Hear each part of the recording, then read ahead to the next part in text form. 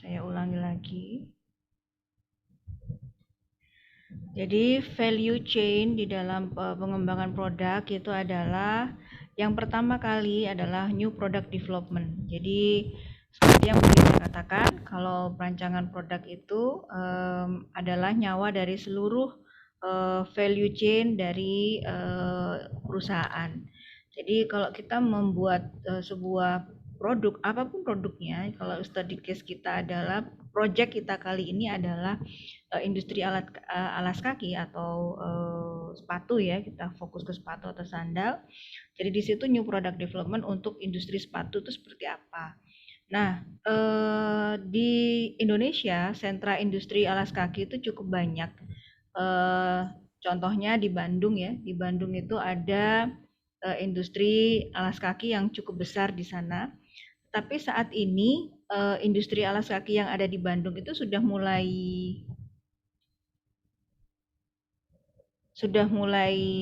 berkurang ya. Apakah suara Ibu terdengar? Terdengar, Bu. Oh, oke. Jadi industri alas kaki di Bandung itu sudah mulai berkurang. Yang ada di sana adalah hanya trading saja, hanya perdagangan saja lah. Terus sepatunya ngambil dari mana, Bu? Sepatunya ngambil dari Mojokerto. Jadi apakah kalian ada yang berasal dari Mojokerto? Kalau ada yang berasal dari Mojokerto itu bersyukurlah, karena industri sepatu di Mojokerto masih dinilai hidup ya. Jadi pengrajin di sana masih aktif untuk berproduksi. Dikirim kemana? Dikirim ke Jogja, dikirim ke Bandung. Yang dulunya mereka adalah produsen, sekarang hanya berubah menjadi trader atau pedagang saja.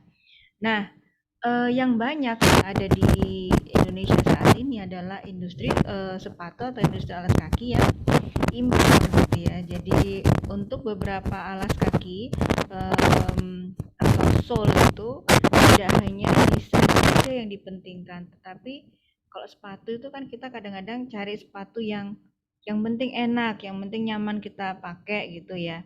Solnya empuk begitu, atau tidak mudah bahasa Jawanya itu merusut gitu ya. Jadi atribut-atribut apa saja yang bisa kita gunakan untuk pengembangan alas kaki. Nah, itu yang akhirnya berpengaruh pada strategi dari perusahaan. Industri itu atau product development itu akan berpengaruh pada strategi dari perusahaan. Jelas, karena kita itu mau menyasar ke market yang mana, harga berapa begitu ya. Kalau memang nanti sepatunya ini kita mau jual harga 300.000 misalnya, apakah bisa biaya produksinya bisa ditekan? Apakah sole-nya itu kita membuat sendiri ataukah harus impor? Kalau membuat sendiri biayanya berapa, kalau impor biayanya berapa? Nah, kalau kita membuat sendiri bahan bakunya ada tidak? Ya. Jadi ada namanya pemilihan supplier. Kalau bahan bakunya ada, supplier mana yang mau dipakai gitu kan? Apakah supplier lokal? Apakah supplier lokal ini bahan bakunya sudah meet requirements atau sesuai dengan kebutuhan dari pabrik kita, sesuai dengan target pabrik kita seperti itu. Kemudian pasti akan berpengaruh pada keseluruhan rantai pasok. Jadi kalau kita memiliki kesalahan di dalam pemilihan desain, itu pasti akan berpengaruh pada total rantai pasoknya. Nah, kalau salah dalam pemilihan desain, pemilihan rantai pasok juga terganggu, pasti akan mengganggu juga di developmentnya. Jadi kita salah menembak target market kita, jadi akan berpengaruh pada total keseluruhan dari value chain yang ada di dalam pengembangan produk kita. Itu. Kemudian, Bu, apakah value chain apa ya, Bu?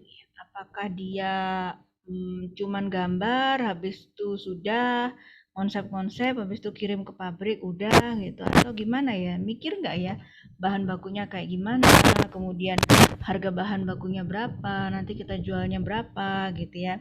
Jadi desain itu tidak sekedar menggambar, kita tidak seperti teman-teman di seni rupa yang menggambar sesuka-suka mereka, kemudian apa namanya, menjual sesuka-suka mereka, karena mereka adalah seni rupa. Jadi seni dan rupa gitu ya. Tapi kalau desain produk, kita adalah di teknik industri, basisnya adalah industri. Namanya basis industri itu produknya nggak cuma satu atau dua, produknya banyak, puluhan, ratusan ribu begitu ya. Sekalinya kita salah di dalam menentukan atribut dasar, misalnya warna, kita salah pilih. Kita menentukan tren tahun 2023 warnanya adalah hijau toska misalnya. Loh, kok bisa milih warna hijau toska? Dari mana kita menentukan pemilihan warna hijau toska? Padahal sudah kita terlanjur membuat 1 juta piece misalnya. Loh, ternyata tren di 2022 itu bukan hijau toska, ternyata merah gitu ya. Jadi, loh ternyata salah tren yang kita pilih. Akhirnya produk yang sudah terlanjur dibuat tidak terserap oleh pasar. Nah, butuh apa? Butuh yang namanya research dan development. Kalau kita melakukan research, salah satu yang kita lakukan kemarin adalah mengambil dari online product review. Kemudian kita coba untuk menganalisisnya di software Envivo. Nah, apakah hanya itu research and development? Tentu tidak. Banyak sekali area-area research yang bisa kita gunakan. Apakah kita harus melakukan riset market sendiri? Tentu tidak. Bisa kita gunakan Mentimeter misalnya, atau kita bisa gunakan analisis dari marketing yang lain gitu ya. Trend misalnya, Google Trend itu bisa kita jadikan sebagai dasar penentuan nanti warnanya seperti apa. Karena warna produk itu, terutama produk tersier itu biasanya adalah dipengaruhi oleh banyak hal gitu ya. Jadi produk-produk yang industri fashion ini tidak jauh-jauh dari industri tersier yang lain, produk otomotif ya. Coba kita perhatikan kalau di satu spot misalnya, di situ ada misalnya kalau dulu sebelum Covid ada Formula One ya, balapan Formula One gitu. Nah, di situ itu ada macam-macam warna mobil balap yang digunakan gitu ya, bendera dari masing-masing pembalap. Nah, di situ ternyata beberapa dijadikan rujukan oleh desainer. Nah, desainer ini siapa aja? Apakah hanya desainer fashion? Tidak, desainer banyak deh. Jadi desainer bisa desainer industri alas kaki, industri sepatu gitu ya. Bahkan desainer interior juga berkiblat di proyeksi yang sama warnanya gitu. Jadi kalau kita melihat tren warna 2021 ini apa? Oh, ternyata lebih ke warna-warna pastel gitu ya, lebih ke kalem gitu. Nah, jadi semua produk-produk termasuk produk fashion, produk furniture, produk kendaraan, bahkan mobil pun itu keluar warna-warna candy gitu ya. Jadi memang ada satu garis merah yang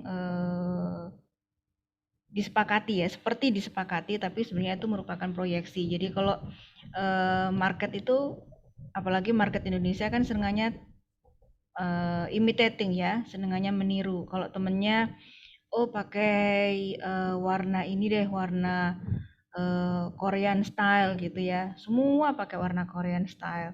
Oh kita pakai warna yang pastel, semuanya pakai warna pastel. Jadi itu sangat berpengaruh pada research dan development. Nah, dari riset ini akhirnya keluarlah desain, tahapan desain. Jadi, oke, nanti kita gunakan tren warna X gitu. Jadi kita coba untuk mendeploy warna itu. Nah, apakah warna itu benar-benar disukai? Apakah kita memilih market hanya di lokal saja? Pertanyaannya adalah kita mau melempar produk kita itu lokal atau nasional misalnya. Pertanyaan yang menggelitik pada saat kita menggali suara konsumen dari teks OPR adalah, Bu, jumlah dari online review atau jumlah ulasan yang kita ambil berapa ya? Jumlah orang yang kita ambil berapa ya? Jadi semakin banyak yang kita ambil samplingnya, maka analisis kita akan semakin robust atau semakin kuat. Contoh, faktor-faktor budaya di Indonesia saja itu sangat berbeda. Jadi misal coba kita lihat antara Madura, Jawa Timur, Jawa Tengah. Ini kan mepet-mepet ya, cuma nyebrang Suramadu, anggap aja wilayah Jawa. Nah, itu saja karakter orangnya berbeda.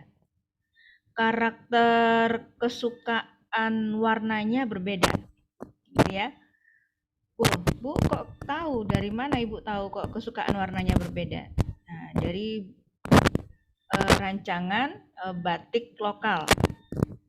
Jadi rancangan batik Madura itu dipengaruhi warna-warna yang sangat kuat. Merah, tua, hijau gitu ya, kuning gitu. Warna-warna yang kuat, warna-warna yang tegas gitu. Nah, di Jawa Timur ini variansinya agak luas karena masih dipengaruhi oleh Madura. Kita lihat batik-batik di Jawa Timur seperti batik Tuban, batik Gresik, batik Sidoarjo gitu ya. Ini masih ada warna-warna merah, kuning gitu ya, biru tegas gitu. Tapi semakin ke arah barat itu warna-warna itu semakin pudar, artinya semakin kalem. Bahkan menuju ke Jawa Tengah itu geser ke warna-warna kecoklatan gitu ya, lebih coklat, lebih hitam, lebih gelap gitu. Nah, geser lagi ke arah Jawa Barat itu warnanya mulai cerah lagi gitu ya, ke Pekalongan gitu dia sudah mulai cerah lagi. Nah, ini baru wilayah Jawa dan sekitarnya saja. Itu baru variabel warna saja gitu ya yang kita pertimbangkan, belum variabel yang lainnya. Nah, sehingga loh Bu, dalam menentukan tren itu apakah kita harus melihat budaya? Tentu saja melihat budaya. Jadi apakah kita bisa melihat dari Google Trend? Sangat bisa. Contoh, kalau kalian suka branded shoes ya, sepatu-sepatu mahal itu seperti Nike misalnya, atau Reebok atau apa yang mahal itu ya. Nah, di sana kan ada warna-warna yang membuat sepatu itu mahal gitu ya. Bahkan ada yang dibikin limited edition. Kalian kejar-kejar itu semua produk yang limited edition. Nah, di situ kenapa mereka menentukan warna itu? Siapa ya di balik itu yang membuat warna itu? Nah, di situ menjadi penting apakah Nike itu hanya dijual di Sidoarjo, Surabaya? Kan tidak. Dia dijual untuk pasar seluruh Indonesia. Nah, jadi parameter research dan desain ini memang parameter yang paling mahal dan paling kritis kalau ditanya berapa minimum narasumbernya atau minimum dari konsumen yang mau kita targetkan untuk di riset. Semakin banyak semakin bagus. Jadi kalau cuma 30 itu minim gitu, apalagi 30 semuanya dari anak Unipa. Wah, udah ini pangsa pasarnya ya pangsa pasar dari Adibuan aja gitu ya. Tapi kalau kalian punya mencoba untuk melakukan analisis market misalnya 500 data gitu. 500 data 10 dari Adibuana, kemudian 10 dari perguruan tinggi sebelah, 10 dari siapa, 10 dari siapa, ada 50 spot area yang kalian bidik, artinya kalian memiliki variansi yang lebih luas sehingga mendapatkan data yang lebih valid. Nah, di sini kita lihat, oh ternyata ada terpengaruh juga ke supply chain.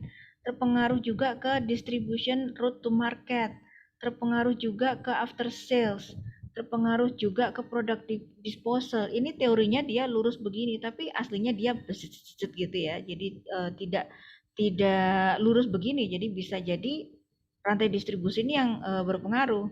Kenapa? Contoh pada saat PPKM kemarin, pada saat ada PSBB di Indonesia, betapa susahnya kita mau pergi gitu ya. Semuanya pada ditutup, semuanya nggak boleh jalan, truk nggak boleh jalan, pickup nggak boleh jalan. Lah padahal pabrik harus jalan, perut masih butuh makan. Gimana caranya? Kalau dia harus import misalnya, bahannya import, sudah wassalam kan. Dia hanya mengandalkan produk yang ada di gudang di awal-awal COVID waktu itu. Nah, bagaimana itu masih yang satu satu factory, satu manufaktur atau single manufaktur kalau di teknik industri. Bagaimana kalau multiple manufaktur? Bagaimana nasional? Bagaimana kalau ternyata bahan baku A harus ngambil dari Malaysia, bahan baku B harus ngambil dari Singapura, bahan baku C dia harus impor dari Amrik misalnya. Produksinya ada di Indonesia, jualnya keluar lagi lah. Pada saat COVID itu, apa yang terjadi pada saat itu? Pasti akan kesulitan untuk tahapan ini ya. Nah, di sini di dalam pengembangan produk sekarang kita lihat di sini teknologi acquisition. Kalau dulu yang namanya new product planning itu butuh waktu 5 sampai 15 tahun. Full conceptionnya butuh waktu 2 tahun. Untuk total productionnya dan support aftermarketnya sampai disposal dia butuh waktu sampai 25 tahun. Sekarang nggak bisa. Kalau kita mengembangkan produk 5 tahun ya setelah direbut oleh gitu ya. Serak ada produk lain yang lebih cepat. Semakin cepat, semakin pendek. Jadi kalau kalian mau bersaing, ya kalian tentukan dalam waktu jam atau dalam waktu minggu. Jadi pada saat sekarang ini, handphone yang ada di tangan kalian itu sudah produk yang obsolete atau produk yang kadaluarsa. Apapun itu mereknya, meskipun sudah menggunakan iPhone yang paling mahal sekalipun, itu si produsennya sudah punya proyeksi untuk 5 tahun ke depan. Jadi yang kita pegang sekarang adalah produk yang teknologinya sudah ditemukan 1 tahun 2 tahun sebelum ini gitu ya, sebelum hari ini. Jadi the value chain of product development itu sangat penting. Kemudian bagaimana dengan new product development strategy? New product strategy itu dari kata strategos, stratos, artinya army dan ago. Artinya itu adalah komando militer ya. Strategi itu komando militer. Jadi ini sangat penting dan sangat krusial untuk ditetapkan. Di bisnis strategi adalah skema di mana perusahaan mengatur sumber dayanya dan memanajemen semua sumber daya yang ada gitu untuk mendapatkan kesempatan. Jadi new product development strategy adalah sebuah master plan yang yang meruntut atau membuat produk baru. Jadi di sini bisnis strategi itu memang sangat berpengaruh pada new product development strategy. New product development, jadi definisi dari new product development adalah sebuah proses dari prosedur-prosedur atau metode di mana perusahaan menggunakan perancangan produk baru dan mencoba untuk menjualnya ke pasar yang baru. Jadi sekarang ini ada beberapa stage dari model new product development. Pertama departemen, stage model, jadi di departemen bahan, departemen produksi, departemen ini, general stage model, stage gate model dan stage model. Nah, apa saja itu?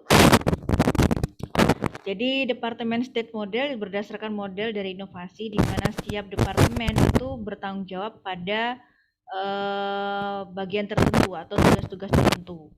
Artinya setiap departemen itu bertanggung jawab pada satu stage tertentu. Contoh industri sepatu misalnya, di sana ada departemen sole-nya, ada departemen jahit, ada departemen pola gitu ya. Jadi masing-masing punya tanggung jawab sendiri. Kemudian activity stage model itu hampir sama dengan departemen, cuman dia itu menggunakan linear activity, tapi dia bisa menggunakan iteratif, loop, dan feedback. Jadi satu departemen, misalnya departemen jahit ini tidak bisa dijahit di sini, geser, misalnya dia stage ketiga, dia geser jadi stage kedua dan seterusnya. Jadi tidak linear. Kemudian cross functional model itu adalah berbasis project, di mana setiap tim itu adalah directly menjadi orang-orang terdiri dari beberapa fungsi. Jadi untuk cross functional model ini atau tim ini seperti pertemuan kita yang pertama itu adalah contohnya adalah Viva Design IDEO. Jadi di sana dia ada tim desain sendiri, ada tim psikolog sendiri, ada di sana menggunakan cross functional model.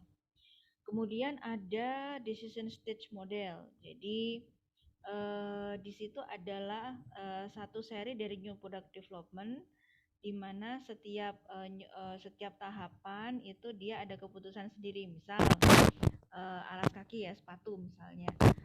Di situ untuk sole desain sendiri ada beberapa alternatif. Di situ diputuskan dulu sole-nya seperti apa. Kemudian untuk shell-nya sendiri itu ada beberapa alternatif. Kemudian diputuskan shell-nya untuk sepatu ini yang diputuskan seperti apa. Gitu kan. Apakah dia menggunakan tali, ataukah dia menggunakan velcro, ataukah dia tinggal masuk aja seperti pantofel. Nah itu dia setiap tahapan dia ada keputusan sendiri, baru final decision-nya ini loh, kita ambil yang X ini aja. Jadi step dia ada keputusannya. Kemudian ada model conversion. Jadi di sini membutuhkan customer requirements. Jadi di sini bukan customer requirement seperti yang kalian lakukan kemarin menggunakan online product review, ya. Kemudian response model itu fokus pada individu atau organisasi respon untuk project tertentu. Jadi misal kalian diminta PT Pindad untuk mendesain tank misalnya, ya kebutuhannya ya kebutuhan PT Pindad, ya udah kamu bikin response model. Jadi untuk new product development khusus untuk PT Pindad. Jadi kalau kamu bikin kan nggak mungkin di tank itu kan nggak bisa dipakai untuk yang lain. Ya Alisa raise hand. Itu Bu, izin motong mic-nya Bu Yunia dari tadi kemeresek Bu, jadi kalah suaranya Bu. Oh kemeresek. Oh terima kasih Alicia, udah tadi Bu Yunia ngomong nggak denger ya. Oke. Terima kasih Alicia. Ini makanya tadi Ibu tanya apakah dengar, karena headset saya trouble. Ini apakah lebih jelas Alicia? Jelas kok Bu, udah jelas. Oke, sorry ya. Terima kasih Alicia. Waduh, berarti Bu ngulang lagi nggak ya? Oke. Dah, insya Allah enggak lah. Kemudian saya ulang dari yang conversion process model aja. Jadi yang conversion proses model ini adalah menggunakan mengambil suara dari konsumen, jadi melihat customer requirement-nya, kemudian setelah itu kita bikin technical idea-nya dan seterusnya. Jadi dia melihat sequence dari konversi proses model, di mana semuanya itu digabungkan, kemudian kita jadikan sebagai bahan baku untuk merancang. Response model adalah kita merancang produk itu sesuai dengan kebutuhan dari perusahaan itu. Misal tadi Bu Yunia mengatakan merancang untuk PT Pindad misalnya. Di situ kan PT Pindad ini kan untuk persenjataan ya di Indonesia untuk TNI misalnya Alicia diminta untuk merancang produk ini aja tank tadi ya Bu Yuni contohkan tank bahkan untuk yang kecil-kecil misalnya pisau untuk angkatan darat. Nah, itu pisaunya yang seperti apa? Kemudian peluru untuk senjata yang ada di TNI. Nah, itu berapa milimeter yang mau kita buat gitu ya, panjangnya berapa milimeter, kecepatannya berapa, jangkauannya berapa ratus meter untuk peluru itu, apakah dia peluru jarak dekat, menengah, atau jauh, seperti itu. Itu respons model. Kemudian network model. Jadi networks models itu adalah pemikiran yang terkini. Jadi dia menggunakan accumulation process. Jadi dia linkage antara external dan internal activities. Jadi sekarang ini model yang terbaru adalah network model. Artinya misalnya Alicia mencoba untuk merancang produk furniture ini. Tapi Alicia tidak punya pabrik sendiri. Jangan khawatir, sekarang itu kita merancang produk tidak perlu punya pabrik sendiri. Kita gunakan proses networking ini.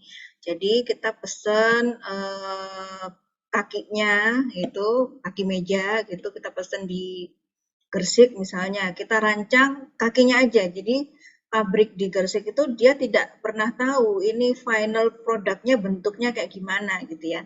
Kemudian untuk top table-nya itu kita bikin di Tangerang misalnya karena di sana lebih murah gitu ya membuatnya. Nah, kita kalau seperti ini juga kita nggak usah punya pegawai banyak-banyak, tidak usah punya alat potong besar-besar, tidak usah punya pabrik terlalu besar, tapi kita rahasiakan nih final desainnya tuh kayak gimana gitu ya. Setelah kita pesan di A, B, C, D, E, F, G gitu ya, kita pesan, kita coba untuk merangkai di sini. Itu namanya network model. Oke. Nah, ini tadi sudah. Nah, sekarang kita coba lebih fokus ke industri alas kaki ya. Karena kita coba mata kuliah ini adalah mata kuliah berbasis project dan projectnya sudah kita tentukan adalah untuk produk alas kaki, bisa sepatu, bisa sandal gitu ya. Yang namanya alas kaki itu tidak lepas dari model kaki atau bentuk kaki gitu ya. Dan bentuk kaki itu tidak lepas dari tension atau dari tekanan yang ada di kaki kita. Sehingga pada saat kita merancang alas kaki ini, sole ini tidak sembarang sole yang bisa kita bikin begitu ya, tetapi kita harus pahami dulu kontur dari kaki kita. Kalau atasnya, kalau di Indonesia itu bikin model tuh bagus semua lah, kita katakan bagus semua. Bahkan teman-teman mau dari Cibaduyut itu jahitannya oke-oke yang atasnya ya. Tapi begitu dipakai kok nggak enak ya. Kok rasanya kok berat ya solnya ya gitu ya. Kok dipakai jalan kudu keceklo kayak gitu ya. Jadi sebenarnya teknologi di sol inilah yang menjadi nyawa dari proyek di mata kuliah kita gitu ya. Nah, nanti teman-teman coba untuk kalian merancang dulu. Ya, Rido? Oke. Oke. Baik, jadi kita coba untuk merancang dulu, bisa dari clay. Clay itu tanah liat ya. Atau bisa dari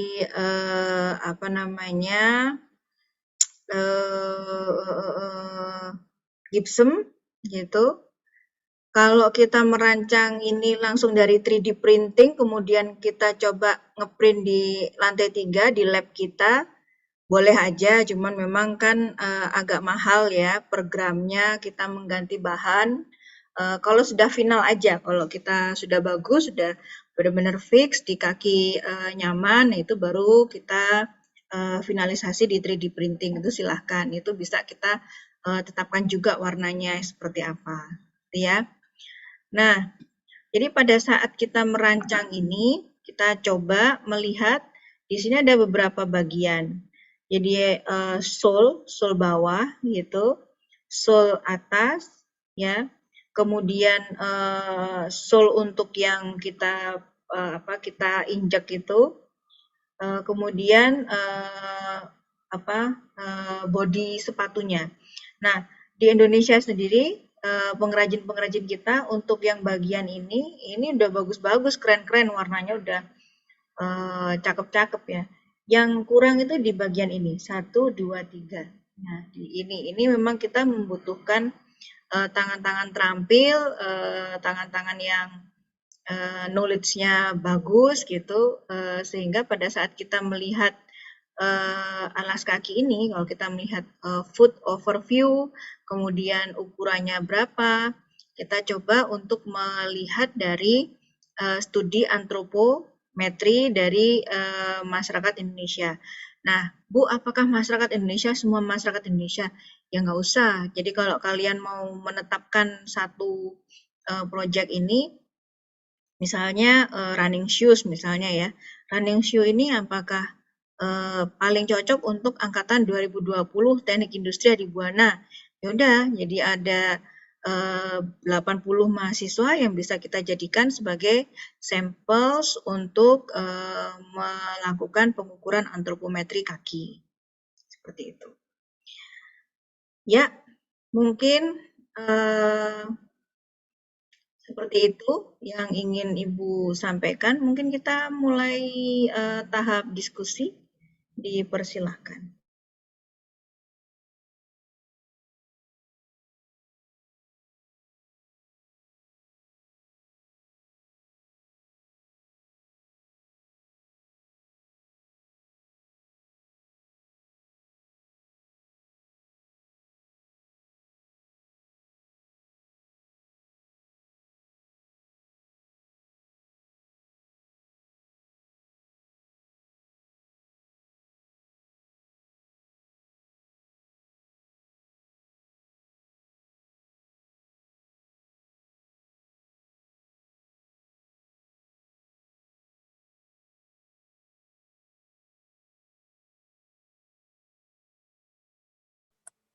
Assalamualaikum Bu Yunia.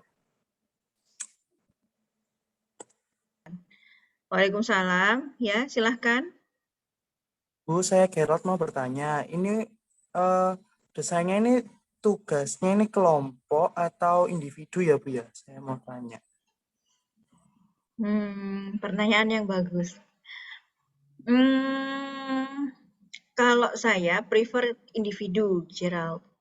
Karena individu itu artinya kita punya karena industrinya alas kaki ya, jadi beda sama sepeda misalnya, sepeda atau mobil dengan kerangka yang sedemikian kompleks. Kalau kita membuat alas kaki atau sepatu atau sandal itu saya prefer individu sebenarnya. Tapi kalau kalian keberatan individu, semuanya kan budgeted ya, ada dananya meskipun 100.000, 200.000 itu kan ada dananya juga. Bagaimana kalau kita bikin kelompok maksimal 3 orang? Atau karena ini kita mencoba untuk berkolaborasi dengan mata kuliah CAD/CAM, apakah CAD/CAM itu kelompok ataukah individu, Gerald? Tugasnya tugas kelompok atau tugas individu? Untuk tugasnya CAD/CAM sih masih belum tahu sih Bu kelompok atau bukannya. Kalau biasanya memang individu kalau Pak Nusron ya. Coba nanti Ya, dikolaborasikan dulu, ditanyakan dulu. Karena dari CAD/CAM itu nanti kita akan bawa ke lab 3D, di lab lantai 3, nanti ke Pak Andar ya, ke K-Lab-nya. Setelah rancangan sole-nya itu jadi, setelah rancangan shoes-nya itu jadi, kalian coba untuk membuat alas kakinya dulu, sole-nya dulu, yang paling susah emang sole-nya, baru yang kita bikin yang bagian atasnya, seperti itu. Paham ya Gerald ya? Iya, Bu, paham, alhamdulillah. Oke, Terus terima kasih. untuk desainnya itu kita pakai yang aplikasi dari Pak Nusron tadi ya, Bu ya? Iya, Katia itu ya. Katia. Mm. Oh, oke. Atau Ya, pakai terima yang lain kasih. juga boleh. Oh, iya, Ada. iya, Bu, siap. Jadi 3D design itu banyak softwarenya yang kita gunakan sekarang dan memang sangat yang tergolong detail ya Katia. Tapi ada juga 3D design yang lain, 3D drawing itu bisa 3D Rhino, bisa 3ds, desktop itu bisa. Nah, cuman kalau saya prefer Katia, kenapa? Supaya kalian nggak kerja 2 kali, itu aja sih. Jadi kalau ada project dari Pak Nusron, belajarnya kan sekali jalan gitu, sudah dapat 2 project dari saya dan project dari Pak Nusron dengan software yang sama. As simple as that gitu aja. Ya, Bu Yunia mikirnya sederhana aja. Paham ya? Tapi kalau kalian, saya nggak ini, Katia, saya untuk mata kuliah Ibu saya mau pakai Rhino, silahkan. Gitu ya. Nah, ada lagi yang mau kita diskusikan? Bu, berarti ini kita membuat template-nya prototipenya terlebih dahulu ya, Bu ya? Betul, betul. Ini coba saya share screen ya. Ini ada yang Rhino 3D. Kalian kalau cari Rhino 3D, ini sebentar, saya matikan rekamannya ya.